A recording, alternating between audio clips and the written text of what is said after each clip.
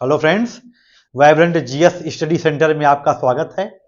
देखिए, हम लोग का जो टॉपिक है चल रहा है इस समय हड़प्पा सभ्यता चल रहा है।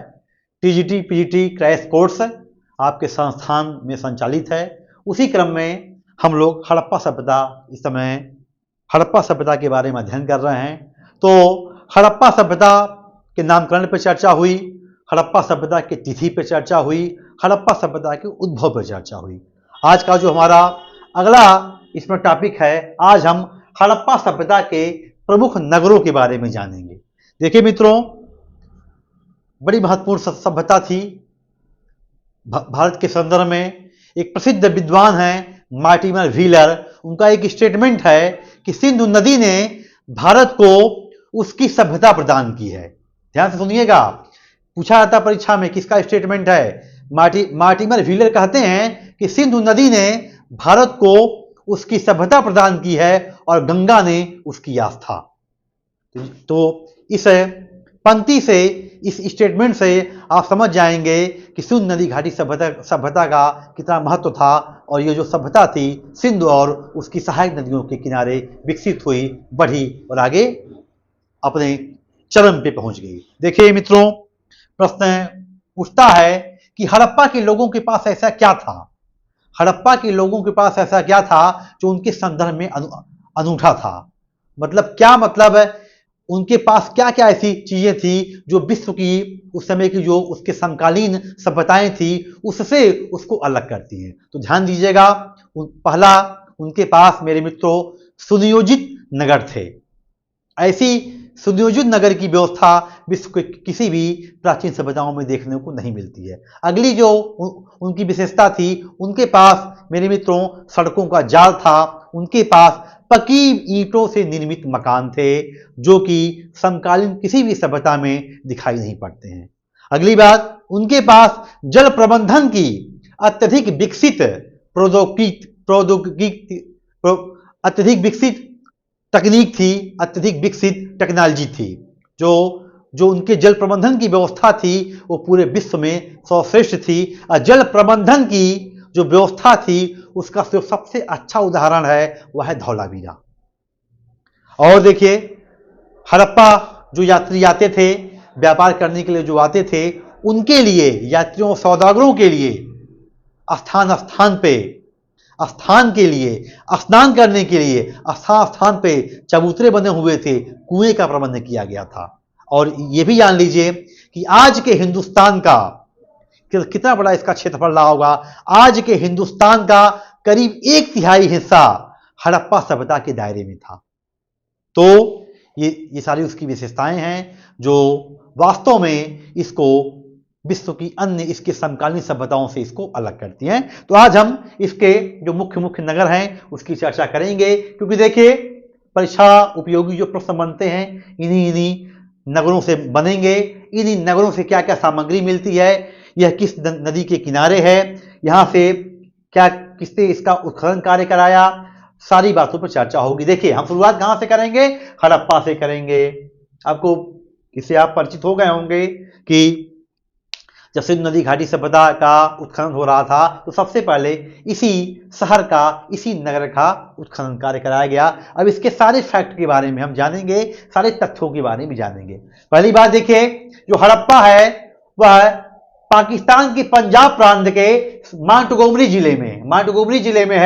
मांटगोमरी जिले को वर्तमान में साहिवाल के नाम से जानते हैं। पहला फैक्ट, हड़प्पा पाकिस्तान के पंजाब प्रांत के मांटगोमरी जिले वर्तमान के साहिवाल जिले में स्थित है। ध्यान लगा के सुनिए। दूसरी बात मेरे बच्चों, जो हड़प्पा है यह रावी नदी के बाएं तट पे स्थित है। परीक्षा में पूछा जाता है कि हड़प्पा किस नदी के तट पे स्थित है।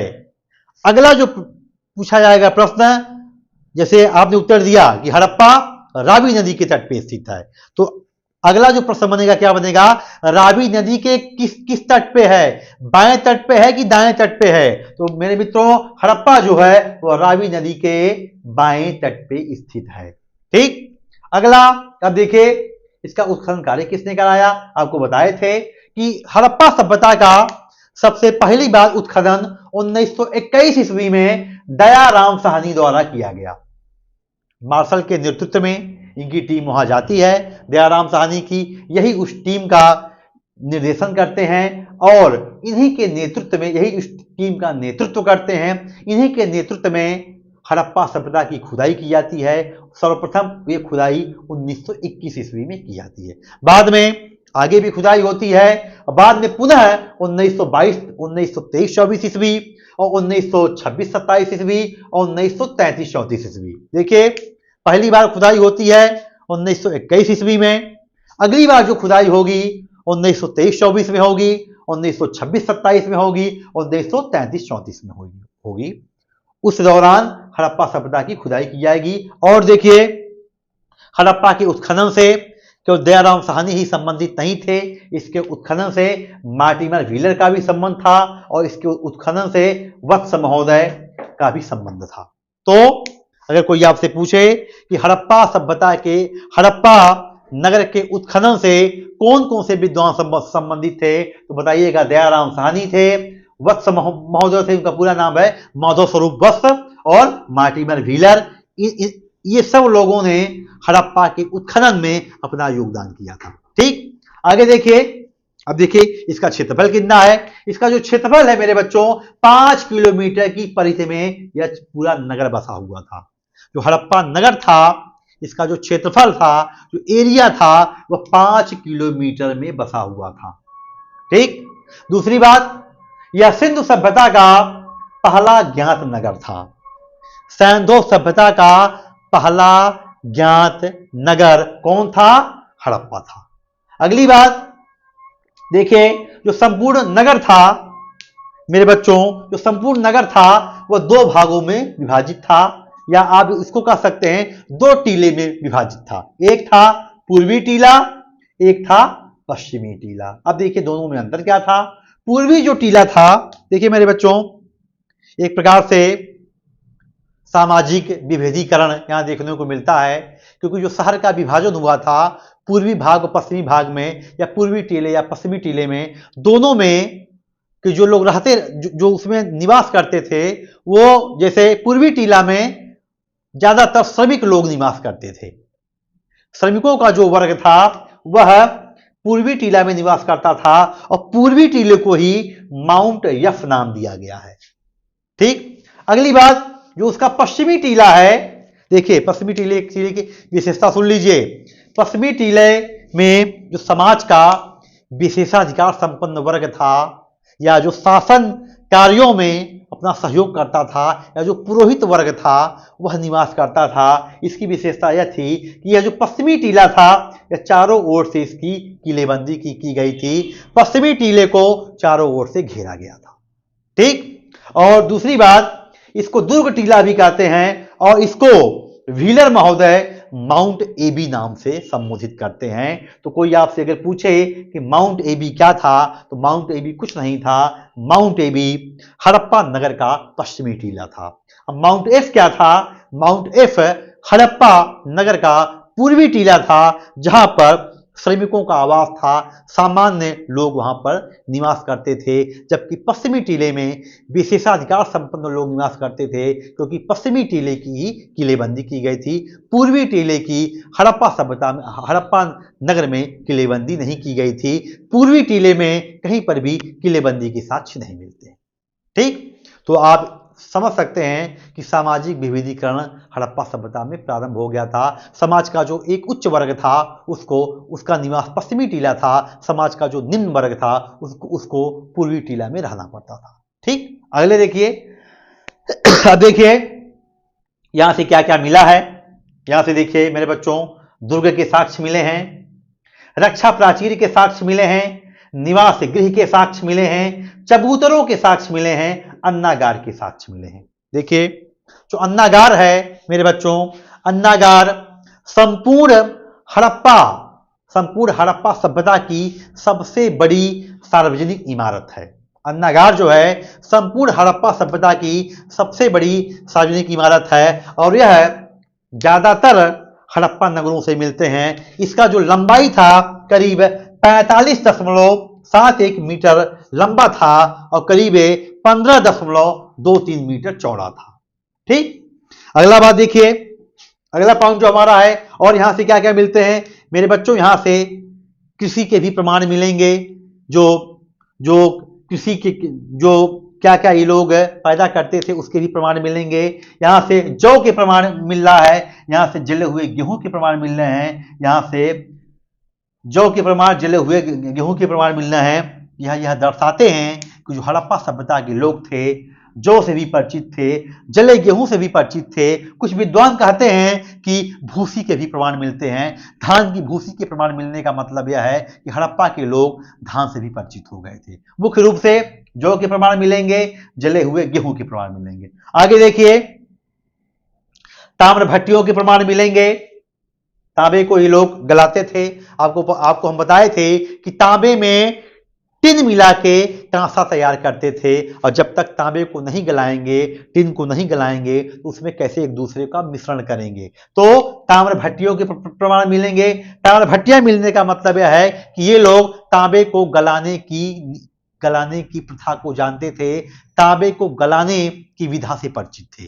ठीक, आगे बात जरा देखिए, तांबे की इक्का गाड़ी भी मिलेगी। यहां से तांबे की इक्का गाड़ी का प्रमाण मिलेगा, कांसे का दर्पण मिलेगा। सब नोट करिएगा, सब परीक्षा में पूछा गया है। ताम्र भट्टियों के प्रमाण, तांबे की इक्का गाड़ी के प्रमाण, कांसे के दर्पण का प्रमाण। सांप, अब देखिए अगला महत्वपूर्ण है, सांप को पंजे में दबाए गरुड़ के चित्रांकन वाली मोहर। एक ऐसी मोहर मिली है जिसमें एक गरुड़ सांप को अपने पंजे में दबाया है, उसकी भी सब प्रमाण मिलेंगे। तो ताम्र भट्टियों के प्रमाण, तांबे की इक्का गाड़ी, कांसे का दर्पण, सांप को पंजे में दबाए गरुड़ के चित्रांकन वाली मोहर, इस सब के प्रमाण मिलेंगे। सबसे बड़ी बात मेरे बच्चों, कब्रिस्तान का भी प्रमाण मिलेगा और समाधि स्थल का भी प्रमाण मिलेगा। कब्रिस्तान, जिसको कब्रिस्तान R37 नाम दिया गया है, और HR समाधि को HR समाधि नाम दिया गया है। परीक्षा में पूछा गया है कि HR समाधि का संबंध किससे है, तो हड़प्पा से नगर से है। कब्रिस्तान R37 का संबंध किससे है, R37 का जो संबंध है वो भी हड़प्पा नगर से। अगली बात देखिए, महत्वपूर्ण है, गठिया रोग का साक्ष्य मिलता है।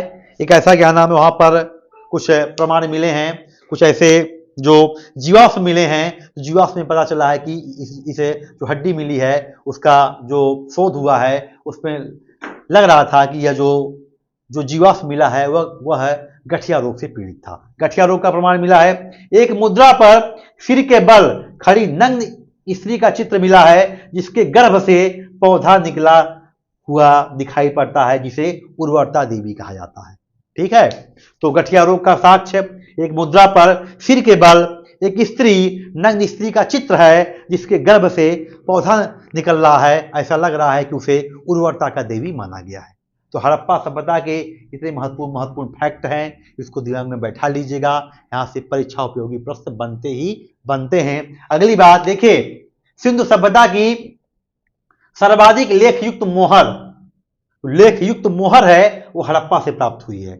नोट करिएगा, परीक्षा में पूछा आता है। सिंधु सभ्यता की सर्वाधिक लेखयुक्त मोहर हड़प्पा से प्राप्त हुई है, जबकि सर्वाधिक संख्या में मोहर मोहनजोदड़ो से मिली है। कोई आपसे यदि कहे कि सिंधु सभ्यता की सर्वाधिक लेखयुक्त मोहर कहां से प्राप्त हुई है, तो सिंधु सभ्यता की सर्वाधिक लेखयुक्त मोहर मेरे बच्चों हड़प्पा से प्राप्त हुई है, और जबकि सर्वाधिक संख्या में मोहरें मोहनजोदड़ो से मिलती है। ठीक, अगली बात देखिए, हड़प्पा के संदर्भ में महत्वपूर्ण फैक्ट है। अब हम मोहनजोदड़ो के बारे में चर्चा करेंगे। अब मोहनजोदड़ो से क्या क्या सामग्री मिलती है, हम आपको आइए मोहनजोदड़ो नगर से परिचय कराते हैं। देखिए मेरे मित्रों, मोहनजोदड़ो, पहली बात ये इसका समझिए कि मोहनजोदड़ो कहां पर है। मोहनजोदड़ो ये भी मेरे बच्चों पाकिस्तान के, ये देखिए सिंध प्रांत में है। देखिए जो हड़प्पा था वह पाकिस्तान के पंजाब प्रांत में स्थित है, जबकि जो मोहनजोदड़ो है वह पाकिस्तान के सिंध प्रांत के लरकाना जिले में स्थित है। याद करिएगा, पाकिस्तान के सिंध प्रांत के लरकाना जिले में स्थित है, और यह सिंधु नदी के दाएं तट पे स्थित है। देखिए अब तुलनात्मक पढ़िए, हड़प्पा रावी के बाएं तट पे है, हड़प्पा माउंटगोमरी या वर्तमान का साहिवाल जिले में स्थित है, वह पाकिस्तान के पंजाब प्रांत में है। जो मोहनजोदड़ो है वह मेरे बच्चों पाकिस्तान के सिंध प्रांत के लड़काना जिले में सिंधु नदी के दाएं तट पे स्थित है। ठीक, अब देखिए हड़प्पा की खोज 1921 में दयाराम साहनी ने किया था, जबकि मेरे बच्चों मोहनजोदड़ो की खोज हुई थी वह 1922 ईस्वी में राखाल दास बनर्जी ने किया था। जो मोहनजोदड़ो की खोज हुई थी वह 1922 ईस्वी में राखाल दास बनर्जी ने किया था। और क्षेत्रफल की दृष्टि से ये बच्चों जान लीजिए, क्षेत्रफल की दृष्टि से यह हड़प्पा सभ्यता का सबसे बड़ा नियोजित शहर है।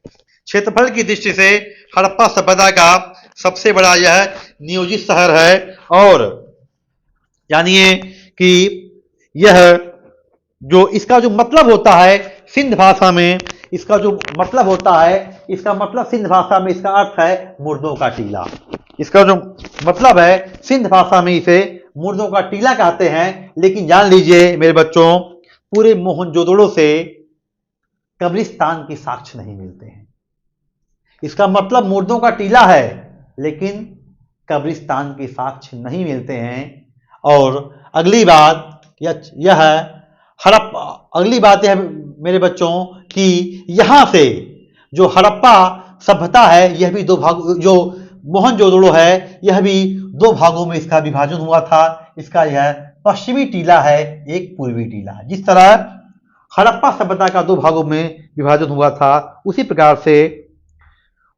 प्रकार से मोहनजोदड़ो का भी दो भागों में विभाजन हुआ था। एक इसका पूर्वी टीला है और एक इसका पश्चिमी टीला है। अगली बात देखिए, पूछा जाता है कि हड़प्पा शहर और मोहनजोदड़ो शहर के बीच की दूरी कितनी थी। तो मेरे बच्चों हड़प्पा और मोहनजोदड़ो के बीच की जो दूरी थी वह 640 किलोमीटर की थी। अगली बात देखिए, जो हड़प्पा का पश्चिमी टीला था उसको दुर्ग टीला कहते थे, उसी को स्तूप टीला भी कहते हैं। क्यों कहते हैं? क्योंकि मोहनजोदड़ो के दुर्ग टीले से कुषाणकालीन स्तूप के साक्ष्य मिलते हैं। मोहनजोदड़ो के दुर्ग टीले से कुषाणकालीन स्तूप के साक्ष्य मिलते हैं। ठीक, देखिए मेरे बच्चों, हड़प्पा से जैसे अन्नागार मिला था वैसे मोहनजोदड़ो से भी अन्नागार मिलता है। जो अन्नागार था संपूर्ण हड़प्पा माला की सबसे बड़ी सार्वजनिक इमारत थी। सबसे बड़ा क्या नाम है यह? एक प्रकार से सबसे बड़ी इमारत थी। देखिए मेरे बच्चों, वो मोहनजोदड़ो से इस्तानागार, बृहद इस्तानागार का साक्ष्य मिलता है। यह मोहनजोदड़ो का सर्वाधिक महत्वपूर्ण स्मारक था। इसकी जो लंबाई थी मेरे बच्चों 11.89 मीटर लंबा, 7.101 मीटर चौड़ा और 2.44 मीटर यह गहरा था। और सबसे बड़ी बात यह है कि इसके उत्तर एवं दक्षिण दोनों दिशाओं में सीढ़ी की व्यवस्था की गई थी। इस्तानागार में उतरने के लिए, भाई इस्तानागार होगा तो लोग उसके अंदर जाएंगे ना नहाने के लिए या पानी लेने के लिए।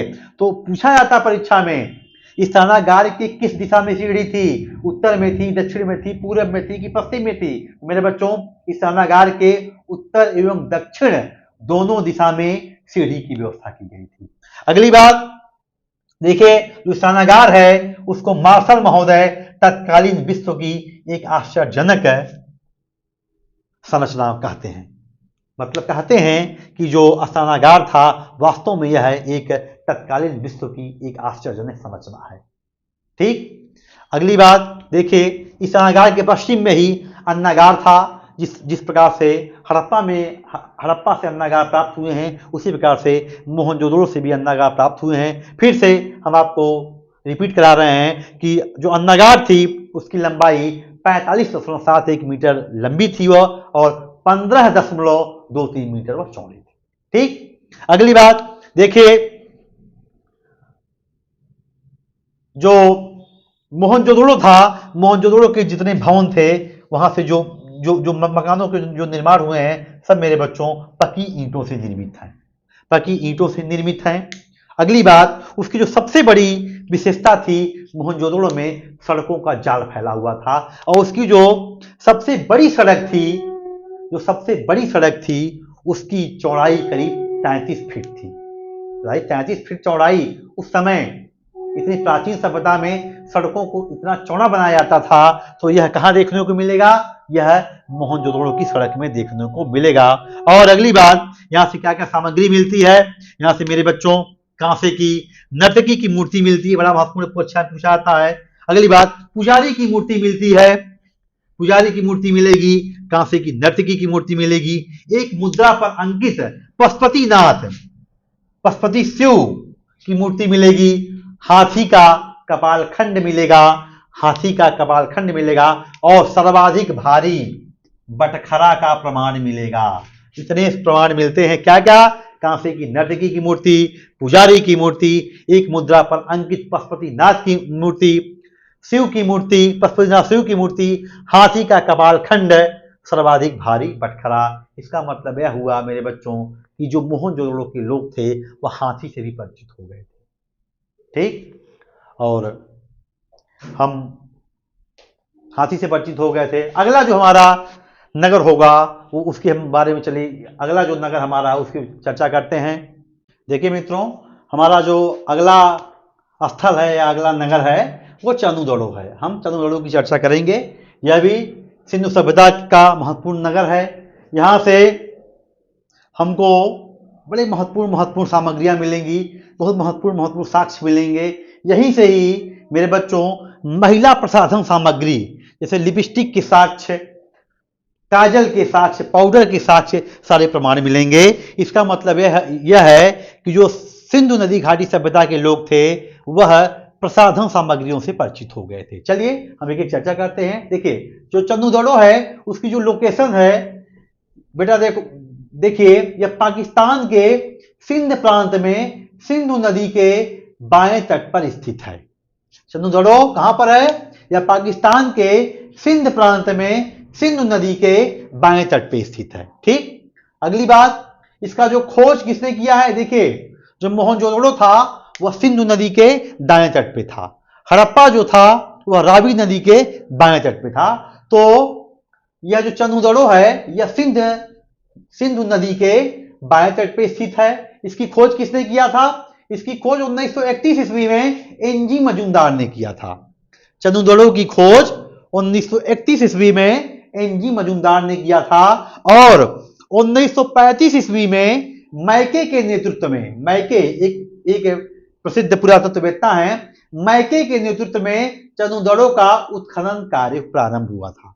ठीक, खोज 1931 में एनजी मजूमदार, और उत्खनन कार्य किसने किया? मैके के नेतृत्व में इसका उत्खनन कार्य हुआ। कब हुआ? 1935 ईस्वी में। देखिए मेरे बच्चों, महत्वपूर्ण इसलिए है क्योंकि हड़प्पा संस्कृति के तीनों चरणों का साक्ष्य, हड़प्पा संस्कृति के तीनों चरणों का साक्ष्य इस चंदूदड़ो से मिलता है। पहला है, जो 3 चरण है कौन कौन से हैं? प्राक हड़प्पन चरण, विकसित हड़प्पन चरण और उत्तर हड़प्पन चरण। मतलब प्राक हड़प्पा, विकसित हड़प्पा, उत्तर हड़प्पा, तीनों हड़प्पा संस्कृति का जो तीनों ये स्तर है, जो 3 चरण है, तीनों चरणों के साक्ष्य हड़प्पा चंदूदड़ो से मिलते हैं। इसका मतलब यहां से हड़प्पा, जो प्रारंभिक हड़प्पा के जो लोग थे वहां यहां पर अपनी संस्कृति को बसाए, और यह संस्कृति उत्तर हड़प्पा काल तक, जब हड़प्पा संस्कृति नष्ट हुई उसके बाद भी यहाँ संस्कृति देखने को मिलती है, उसके बाद भी यहाँ पर जीवन देखने को मिलता है। कहने का तात्पर्य है कि हड़प्पा संस्कृति के तीनों चरणों के प्रमाण कहाँ से मिलते हैं? चंदूदड़ो से मिलते हैं। अगली बात देखिए मेरे बच्चों, महत्वपूर्ण यह है कि यहाँ से झूकर झाकर संस्कृति के भी प्रमाण मिलते हैं। परीक्षा में पूछा जाता है कि झूकर झाकर संस्कृति का प्रमाण कहां से मिलता है? कहां से मिलेगा?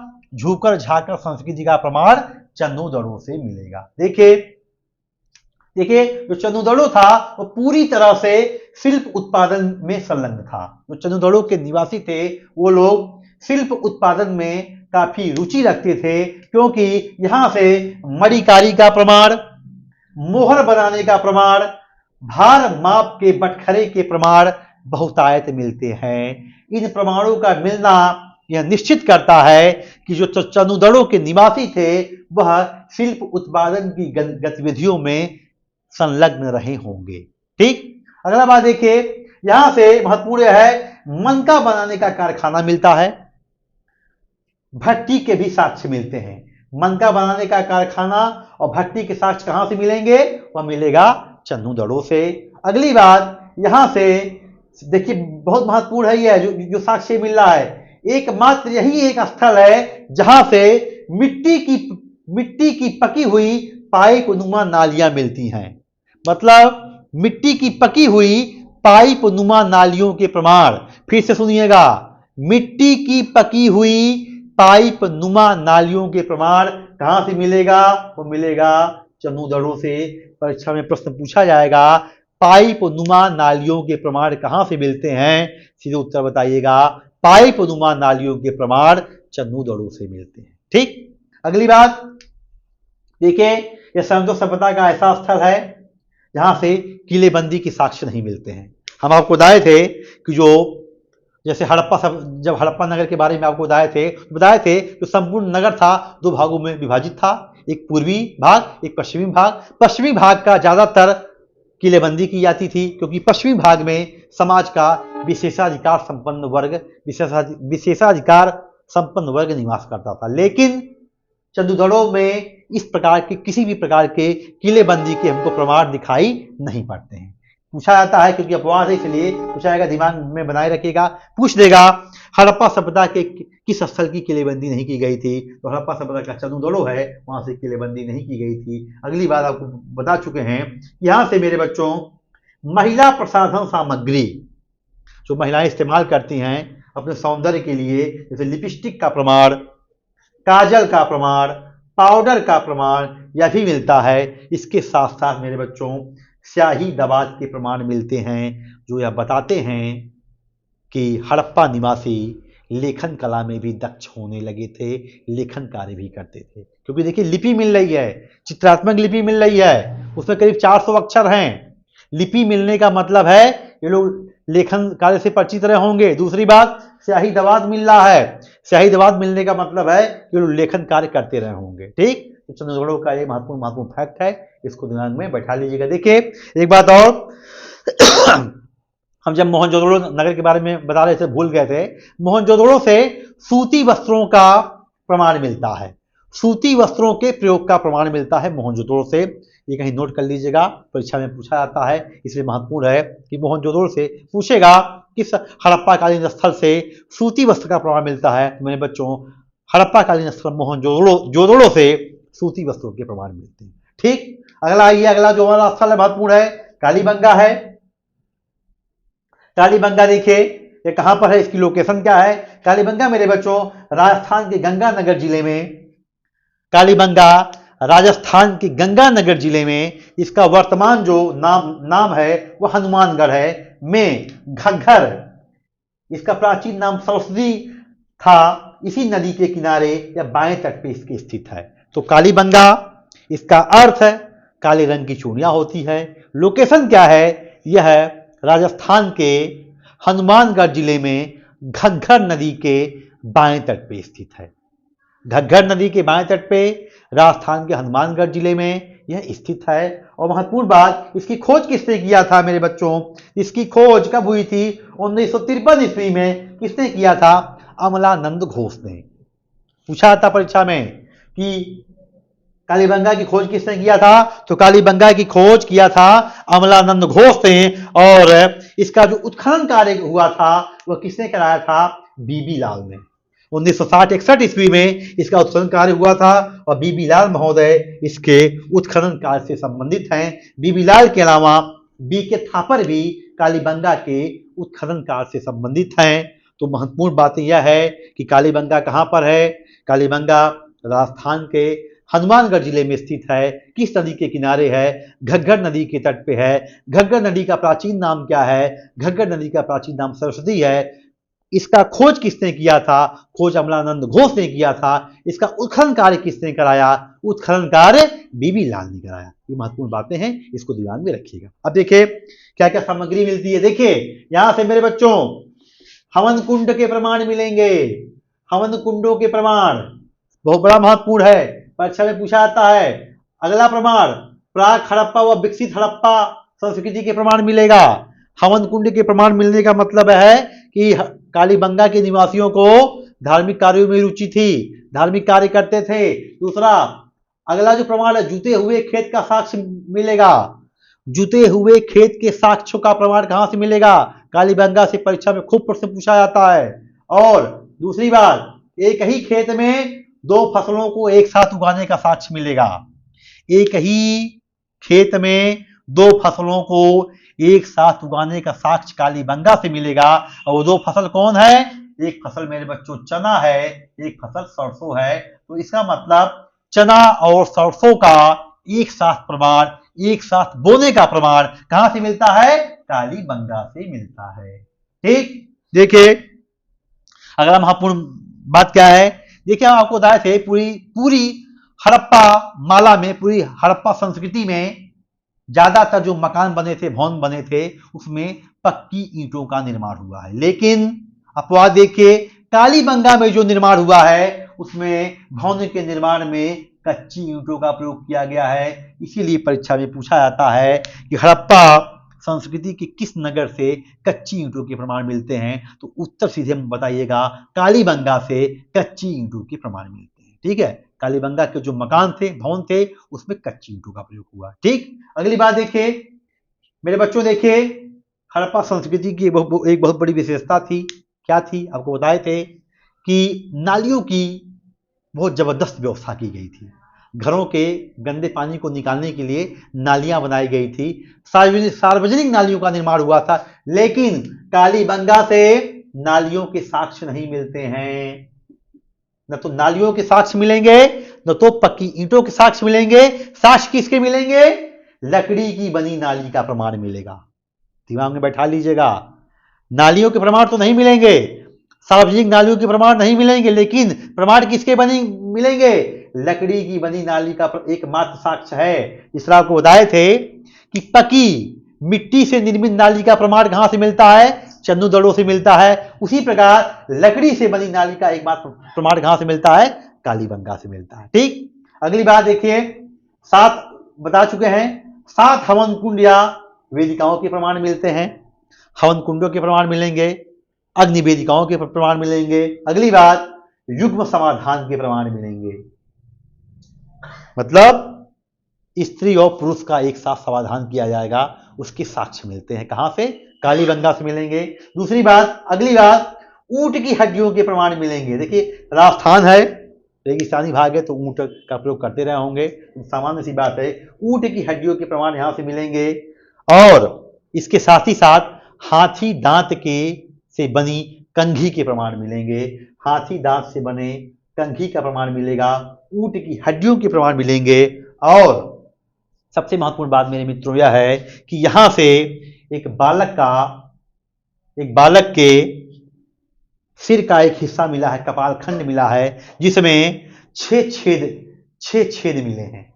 6 मतलब जैसे किया गया है, उसको 6 जगह से ड्रिल किया गया हो, 6 जगह से छेदा गया हो। और जो यह बताता है, पैसे की क्या प्रमाण, आप क्या निष्कर्ष क्या निकाल सकते हैं? इसका मतलब कि ये लोग शल्य चिकित्सा से भी परिचित हो गए थे, ऑपरेशन जैसी किसी विधि को भी जानते थे। तो कालीबंगा से बालक का एक ऐसा कालखंड मिला है, एक बालक का, जिसमें 6 छेद हैं, जो कि शल्य चिकित्सा का प्राचीनतम प्रमाण है।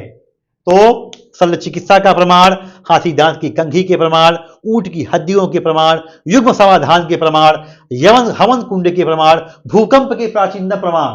ध्यान रखिएगा, कहीं मिलता नहीं है। भूकंप का प्राचीनतम प्रमाण कहां से मिलेगा? कालीबंगा से मिलेगा। इसके साथ साथ सूती वस्त्र में लिपटा हुआ, सूती के कपड़े में लिपटा हुआ उस्तुरा का भी प्रमाण कालीबंगा से मिलता है। आपको बताए थे कि सूती वस्त्र का प्राचीनतम उल्लेख कहां होता है? मोहनजोदड़ो में होता है। आगे आप देखेंगे कि सूती वस्त्र में लिपटा हुआ उस्तुरा का प्रमाण एक कालीबंगा से मिलता है। तो ये महत्वपूर्ण सामग्रियां हैं, ये महत्वपूर्ण फैक्ट हैं, जो कि कालीबंगा और चंद्रगढ़ों से संबंधित हैं। अभी सिंधु सभ्यता के और भी अन्य नगर हैं, उसकी चर्चा हम अगली क्लास में करेंगे। धन्यवाद।